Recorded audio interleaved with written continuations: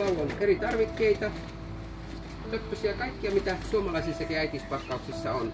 Niistä katsotaan Suomessa sitten Ukrainaan vastasyntyneille synnytyssairaaloihin äitiyspakkauksia, missä löytyy sitten äidille ja pienelle vastasyntyneelle vauvalle ne tärkeimmät tavarat, mitä siinä alussa tarvitaan.